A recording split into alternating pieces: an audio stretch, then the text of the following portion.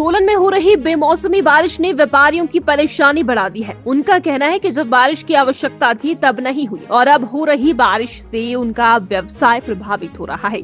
मौसम के असामान्य बदलाव के कारण ग्राहकों की खरीदारी प्रभावित हो रही है। दुकानदारों का कहना है कि लोग ये तय नहीं कर पा रहे कि गर्मी के कपड़े खरीदे या सर्दी के, जिससे बाजार में मांग कम हो गई है।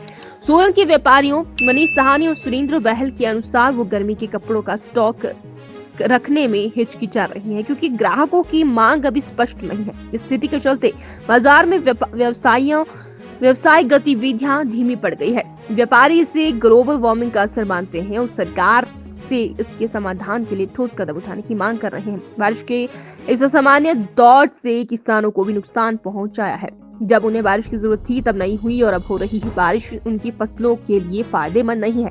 इसका सीधा असर उनकी आय पर पड़ेगा, जिससे बाजार की स्थिति और ज्यादा प्रभावित हो सकती है।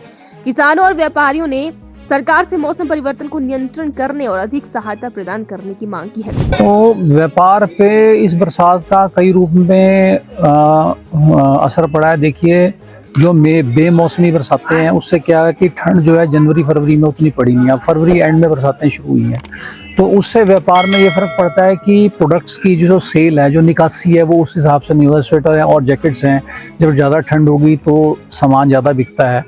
उसके साथ के साथ आप ये लगा के चलिए कि इसका नुकसान सिर्फ मैं अपने ऊपर नहीं लेता। आप पूरे हिमाचल प्रदेश में देखिए, अगर हमारे यहाँ पर फसलें नहीं होंगी, हमारे यहाँ इस वक्त लहसुन की फसल लगी हुई है, मटर की फसल लगी है, और ये जो बारिश है अंतिम समय में हुई है, तो इससे आप देखिए कई इलाकों में जहाँ बिल्कुल पानी की कमी थी वहाँ पर बहुत नुकसान उठाना पड़ा है किसानों से। अगर क्योंकि हमारा कृषि प्रधान देश है, अगर किसानों के पास पैसा नहीं होगा तो हमारे यहाँ जो है मार्केट में आवाजाही रुक जाती है, क्योंकि जो एग्रीकल्चर बेस्ड इकॉनमी है हमारी हिमाचल प्रदेश खासकर।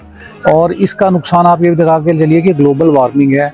हम लोगों ने मैं खुद अपने आप को भी जिम्मेवार मानता हूँ कि हम लोगों ने अपने एनवायरनमेंट की तरफ प्रॉपर ध्यान ही नहीं दिया। जो ट्री प्लांटेशन होनी चाहिए थी वो हुई नहीं है। अगर यहाँ पर प्रॉपर ट्री प्लांटेशन, देखो जी, आज 66,000 पेड़ सोलन से परमाणु में कट गए हैं, लेकिन वो 66,000 पेड़ लगे नहीं। अगर वो प्रॉपर लगे होते, पूरे यहाँ पर हमने अपनी ग्रीनरी का ध्यान रखा होता, तो शायद बात कुछ और होती। तो मैं ये तो कलेक्टिव चाहता हूँ, बल्कि हिमाचल प्रदेश सरकार से भी ये अनुरोध करना चाहूँगा कि वो ट्री प्लांटेशन को ज़्यादा बढ़ावा दें, ताकि जो ये ग्लोबल वार्मिंग की तरफ जो हम जा रहे हैं उसका नुकसान जो है वो थोड़ा मिनिमाइज कर सकें। हो रही है, पर ये कुछ डिले से हुई है, पर फिर भी कुछ हद तक ठीक है, क्योंकि बहुत खुश्की थी और बीमारी बढ़ रही थी बारिश ना होने की वजह से, और सारे सूखा पड़ रहा था। अब है बारिश थोड़ी सी लेट हुई है, पर फिर भी कुछ राहत देगी। ये हमारे यहाँ ग्रोवर जो है मटर की फसल के लिए थोड़ी अच्छी है, कनक की फसल के लिए अच्छी है। चलो, ये भगवान जो करता है इसमें भी कोई अच्छाई होगी।